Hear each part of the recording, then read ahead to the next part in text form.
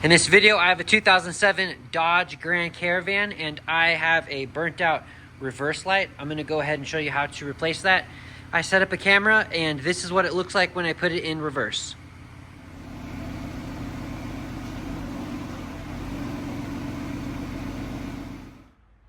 There are two bolts that you need to remove.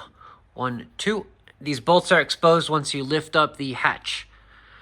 These are 10 millimeter, so I got a socket with an extension, and I'm gonna go ahead and take those off now. Okay, I got my two bolts out, and the light assembly comes out.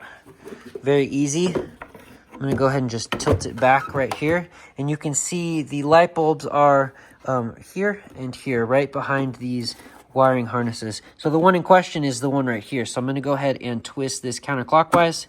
It'll release that plastic plug, and then I got the bulb here. I'm gonna go ahead and take this bulb out.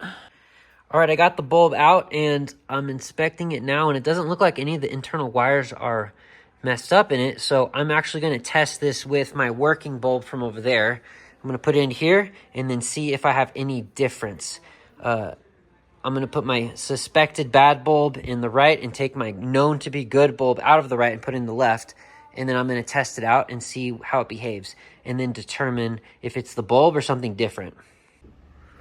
Okay, I got my bulb switched. So this side is supposed to be bad. This side is supposed to be good. So we'll see if my reverse lights work in opposite directions. If that's true, then that means it is the bulb and it's not like the wiring harness or something disconnected.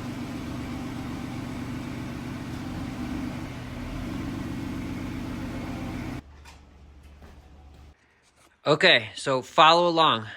I put my suspected bad bulb from over here into here, and I took my known to be good bulb and I put it over here. I did my test, and as you saw, it still only worked over here and not over here. My bulb is not bad. I thought it was. That just proved that the bulb is not bad. I just did that test. So then I started looking, there's gotta be some kind of wiring issue over here then, because this is not turning on when I put my reverse lights on. Came up closer to the wiring harness and I noticed this right here comes out. Look how easy that comes out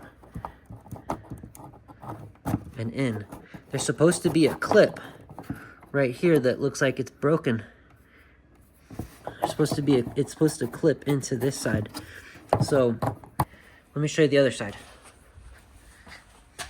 This does not come out easily at all. You have to push on the safety clip and then you can disconnect the wiring assembly off right there. So that's the good one. This bad one doesn't seem to have that clip at all. This just pulls right out. So that's ultimately my root cause. This was disconnected. So I'm gonna go ahead and push it in real well. And here's my reverse light. I'm gonna go ahead and put it in reverse. Gotta press the brake. Engine's off, but I'm gonna put it in reverse to test the light, and boom, look at that. I now have light.